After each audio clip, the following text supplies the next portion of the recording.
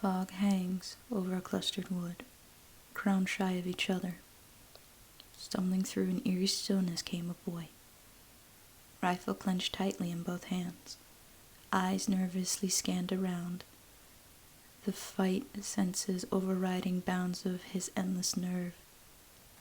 Tradition of past man and his patriarchy was to survive the woods and emerge a man, though in this case, the boy was unskilled and ill-prepared for his journey. Wandered aimlessly for hours, thinking that everything was similar in comparison of what he'd already passed. The games he played were nothing like what he'd heard for himself, echoing as the paranoia aggravated the parts of him he didn't know he had. At that moment, the feeling caught up, and the reaction was to choke, pulling the trigger of his rifle into open air. The pulse of him echoed so deeply, it left through every finger, toe, ear, lip, and hole. Collapsed on the ground from shock, the boy shivered to quell the overloaded senses he possessed. Rolling to stand, his stomach lurched and forced out the water he'd had before starting, including the last morsel of Mother's cooking.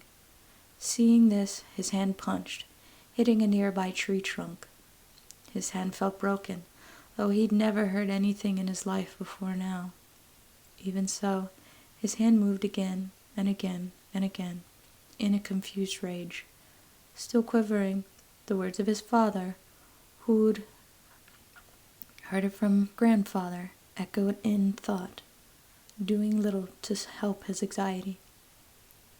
Only come back when you've grown a backbone to survive, because life ain't cutting you a break. Neither will I.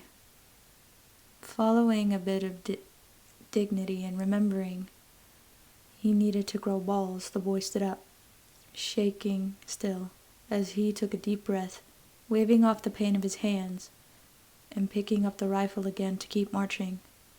With the sun breaking through slightly, the moisture around him thickened yet cooled instead of warming. This meant one thing. There was water somewhere close.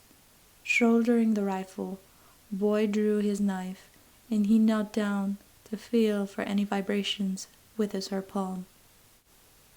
Closing his eyes to concentrate, the faint sound of rushing rapids became clear. Turning his head, the running grew, and it was due west. Knowing the direction, he strode to the sweet sound of water, slowly becoming a roar. The boy never knew the sight of a waterfall would make him so happy and excitedly cheering at the first minor victory. Leaning down, he shoveled water down, gurgling a bit at the bitter cold of it. Panting, the boy took a moment to look around a second time, noticing terrain, potential dangers, and where to go next. Among his thoughts, he dwelled on the reason he'd been thrust into the woods. Father thought his son, the boy, had become too soft despite the farm life and enjoying the vast wilds. He'd never killed a bear or gutted a man in battle, bested his brothers in scraps, or did anything to father's satisfaction. From the start, the boy was seen as weak, no matter how tough he'd actually been. To his patriarch, he never won, and wasn't a thing until he had. These happenings play in a loop, as the boy found a craggy cavern to camp near, dry wood for fire, rationing what he snuck by father, inventory, and deciding to wrestle upstream for a fish dinner. Night fell, thoughts still in his mind, and fish smoked black by the piercing bright flames of his camp. Hypnotized by those tall orange flickers, his mind sunk to earlier when morning darkness hung overhead. Father grabbed him and his sack, tossing him in the truck rough-like, and peeling out quickly. He'd been fed up with his son being a non-winner, and thought doing this would toughen him up, put hair on his chest and his nuts. Tossing a rifle, a dull knife, and his sack, Father slammed his son into the woods and thought it was done. But his son, not knowing what was happening, tried to ask for an explanation, But father wouldn't have it, punching his son to hush all the talk, spitting that he was a sap before walking off. The boy, wounded with a split lip and bruises, sat there after father had left, only 16. He was expected to be a man by then. As if following the patriarch's rules and being loyal to the family wasn't good enough. He hadn't had his first fuck, a first kill, a job father wanted him to have, or settled down with a girl for something. Dad wanted his son to be just like him, a hateful, angry person who'd felt trapped in his life. Even so, the boy was part of his father, and felt he had to have loved him.